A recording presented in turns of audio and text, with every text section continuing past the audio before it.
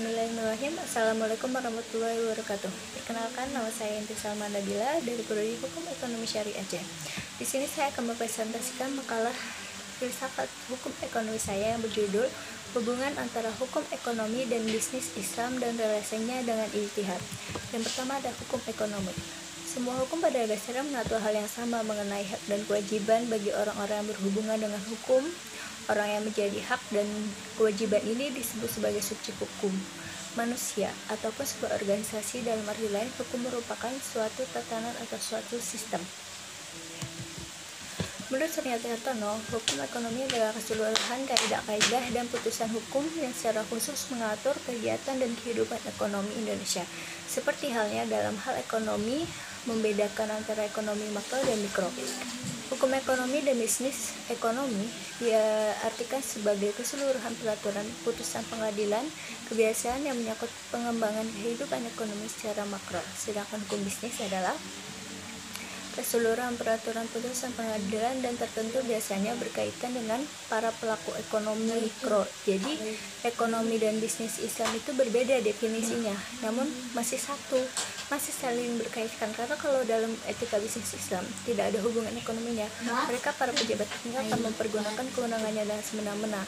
Jadi walaupun hukum ekonomi dan bisnis Islam itu berbeda definisi, tetapi mereka masih saling berkaitan.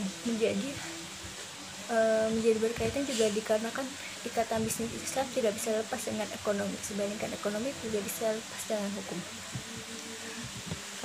Lalu selanjutnya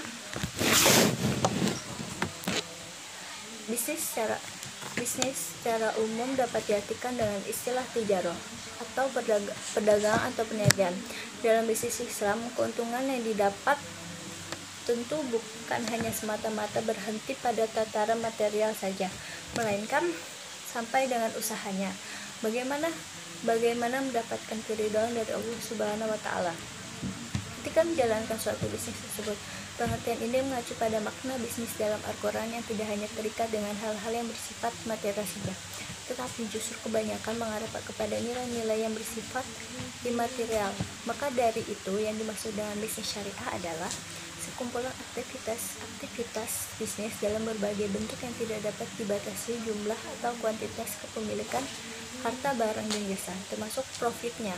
Namun dibatasi dengan cara bagaimana mendapatkan perolehan dan pendaya gunaan harta, halal atau haramnya.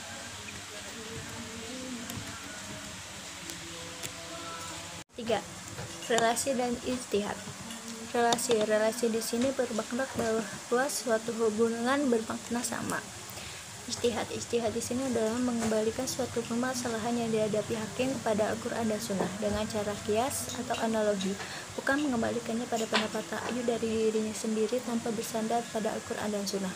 Dalam artian, maksud dalam bahasa Arab ini berarti mengarahkan segala upaya dan daya dalam melaksanakan suatu pekerjaan, baik yang bersifat konkret maupun abstrak. Kata ijtihad dalam bahasa Arab tidak bisa digunakan pada suatu perusahaan yang dalam pengerjaannya tidak perlu mengeluarkan banyak energi. Cukup sekian yang dapat saya presentasikan. Kurang lebihnya saya mohon maaf. Billahi taufiq wal hidayah. Wassalamualaikum warahmatullahi wabarakatuh.